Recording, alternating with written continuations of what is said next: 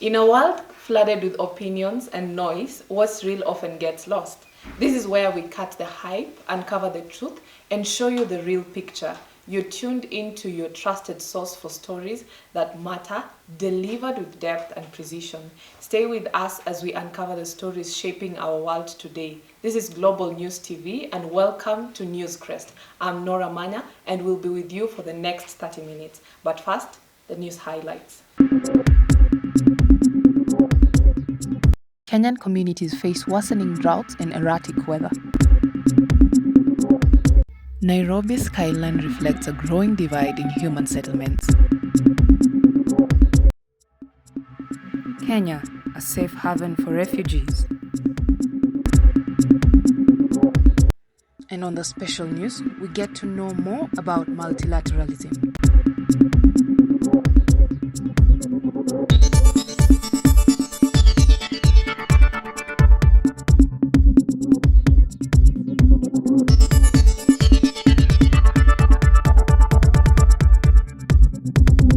As climate continues to wreak havoc across the globe, communities in Kenya are feeling the pressure of drought and increasingly unpredictable weather patterns. But amidst this challenge, resilience is growing.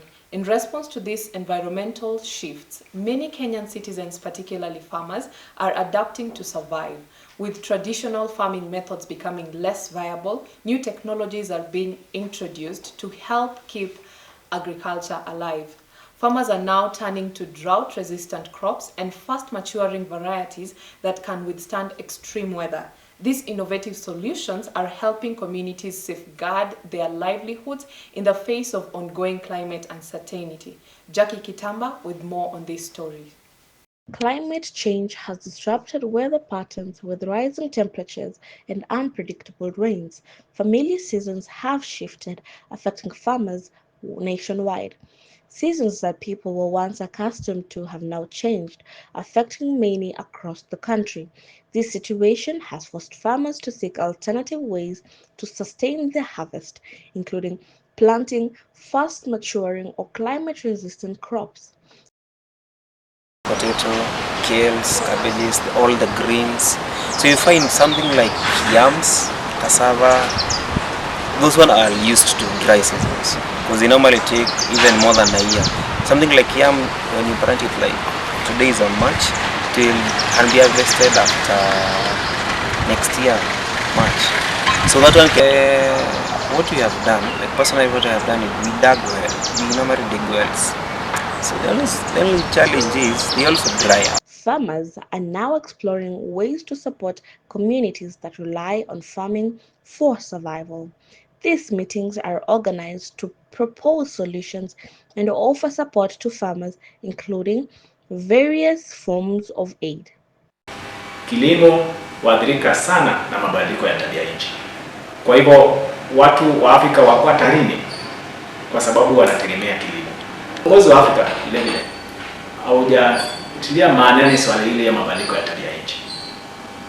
However, many farmers rarely receive the assistance said to come from international climate change conferences through the government. In the wake of low food production and growing disputes over natural resources, climate and environmental experts are calling for greater social inclusion in climate risks planning to better address these impacts emerging within the community.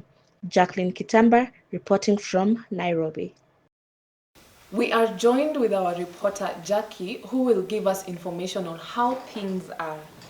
Is it true that not all farmers have not received aid that the government had promised them from climate change conferences held in the country?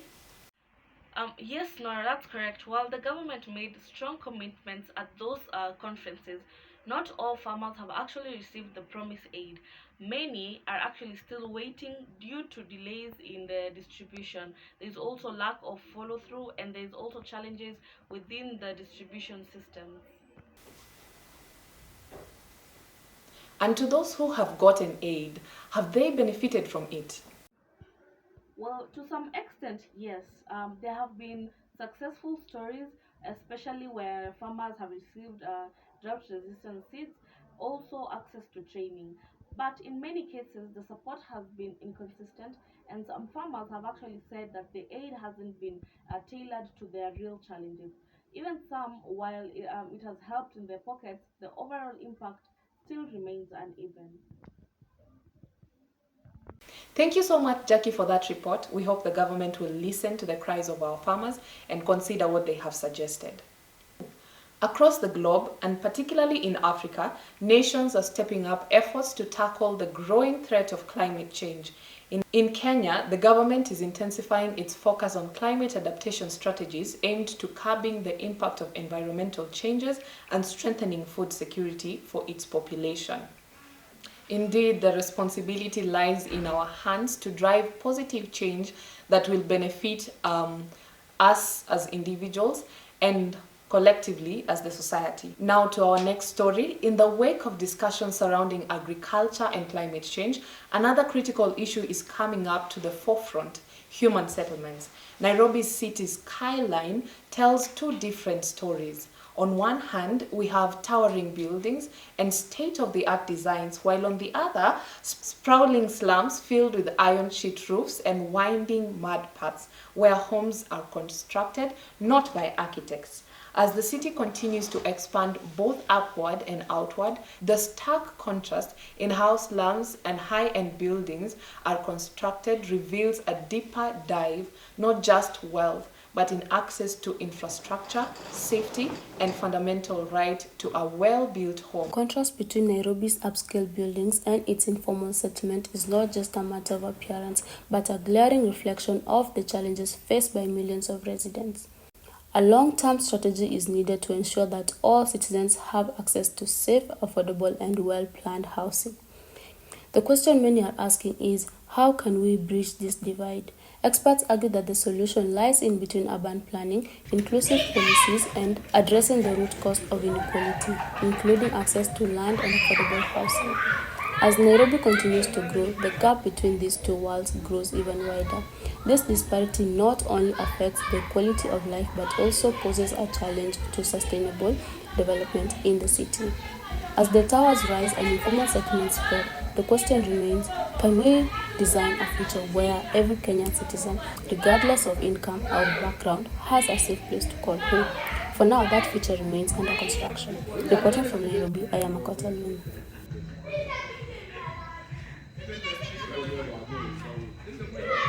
And on to our next report is that Kenya continues to play a critical role as a safe haven for refugees fleeing violence and instability across East and Central Africa.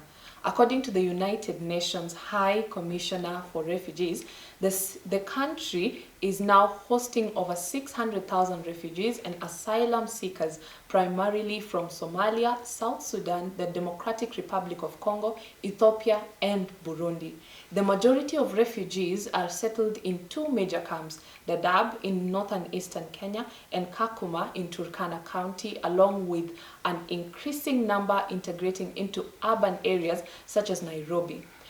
Both camps have seen a fresh wave of arrivals in recent months, driven by ongoing conflict, climate-related disasters, and political instabilities in neighboring countries. Zerulo Luta with more on this story. Government, in partnership with humanitarian organizations, has embarked on efforts to improve living conditions for refugees in the camps. New education and health projects are being launched to support both refugees and host communities. However, challenges remain. Food shortages, overcrowding, and security concerns continue to impact the lives of displaced families. 2021, Kenya announced plans to close the Dadaab and Kakuma camps by June 2022, citing national security concerns. Today, the government is working on a new refugee management model that emphasizes integration rather than encampment, allowing refugees to live and work among Kenyans. Zerulo Luta, reporting from Nairobi. To help us understand more on international migration is our guest, Steve. You're welcome, Steve, to today's conversation. Thank you, Cindy, for welcoming me. I'm so glad to be here.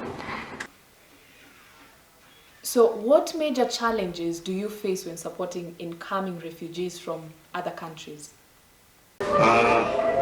Thank you, Cindy, for the question. One of the biggest challenges that we face, or rather I face in my line of work welcoming the refugees is one, lack of documentation, especially when we have refugees coming in and they've not been registered, they just come in. That really is one of the biggest challenge. The second is for the unaccompanied minors and separated children who have arrived in the country, of course, as the name suggests, without their parents. What basically means is that these children, they are in need of care and protection, and they are the most vulnerable. Sometimes the resources that we have are not enough to be able to take care of them. So resource-wise, that is also another challenge that we are facing, and the numbers of unaccompanied and separated children that we keep getting. And how are you adapting to growing numbers and changing needs of refugee populations in Kenya? Thank you very much again. That is one of the biggest concerns that we are having. An influx of refugees, especially for now that countries like this war going on in Congo, there's a challenge in Rwanda. So the thing that happens is and also the change in dynamics of funding. So it has called on us as an organization to change our program, or what we always call programmatic areas. And the shift in programmatic areas is informed by the needs of the refugees, and especially after the assessments that have been done, the needs that keep coming up with the refugees who are coming in, or with the influx of refugees that is coming in. So that informs the programs that we have, the unique identifiers that we have, and also the unique challenges that each and every refugee comes. Thank you so much, Steve, for sparing your time to be with us today. On to our next story, multilateralism. This process where multiple countries work together on common goals has increasingly shaped Africa's development landscape as the continent grapples with challenges ranging from economic disparity to climate change. Multilateral partnerships have proven to be key in driving progress and fostering unity. It has opened doors for Africa to amplify its voice on global stage. Through bodies such as African Union, the United Nations, and partnerships like the African Continental Free Trade Area, African countries have collectively negotiated trade deals, peaceful agreements, and climate action strategies. Villa Ambenge with more on this story. Response to COVID-19 and Ebola pandemic showcased Africa's multilateral strength.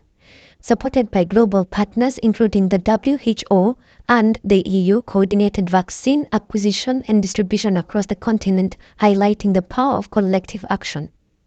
I have signed a bilateral agreement with Saudi, UAE, with Germany, with Canada, and many other countries. We are exploring possibilities.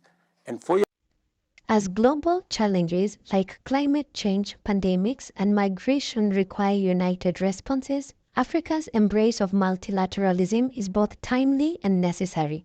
Strengthening intra-African collaboration while fostering international partnerships will be crucial to achieving the continent's ambitious Agenda 2063 goals. To grow their foreign exchange earnings. In a world that is increasingly interconnected, Africa's multilateral journey, though distinct from Europe's, is proving to be a critical engine for progress and resilience.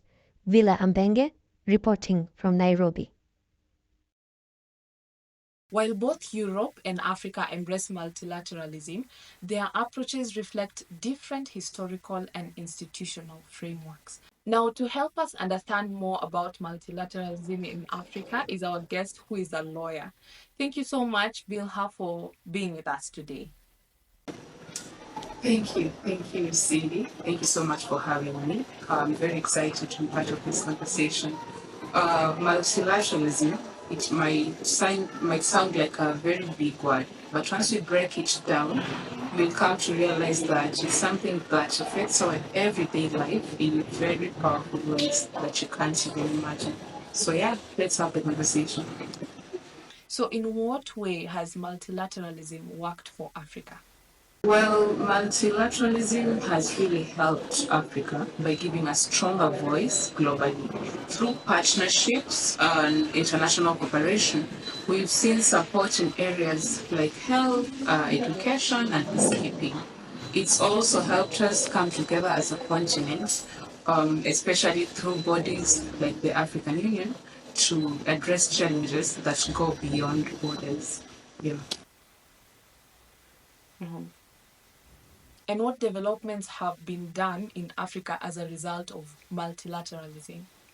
Well, multilateralism has really helped Africa by giving a stronger voice globally. Through partnerships and international cooperation, we've seen support in areas like health, education, and peacekeeping. It's also helped us come together as a continent, especially through bodies like the African Union, to address challenges that go beyond borders. Yeah. And finally, what are some major similarities between European and African multilateralism? Great question. So both Europe and Africa use multilateralism to bring countries together. What do I mean? They make collective decisions and strengthen their regions. But the key difference is how far they've gone with the integration. Let's look at Europe, for instance. It has a common currency and a parliament. Their structures are more legally binding and advanced. Unlike us, our continent is Africa, of course, yeah? Mm-hmm. So Africa, on the other hand, is still developing its institutions. Our multilateralism leans more towards solidarity, development, support, and peace building. If you've noticed that Capstone saying peace building, peace building, peace building, and peacekeeping. So it leans more towards that development, support, and peace building, which is crucial for where the continent stands as at now. So maybe what I can say in a nutshell is multilateralism has given Africa a platform to grow, to connect, and to tackle challenges together. It's not perfect, but it's powerful, and it continues to shape the Africa we're building. Thank you so much, Bilha, for joining us today and helping us understand about multilateralism. You're welcome, and thank you for having me. And that is it from us today. Remember, the future influences the present just as much as the past. I would like to thank the great team working behind the camera to make this news a success. To all our viewers, thank you for staying tuned to us. I've been your host, Nora Manya.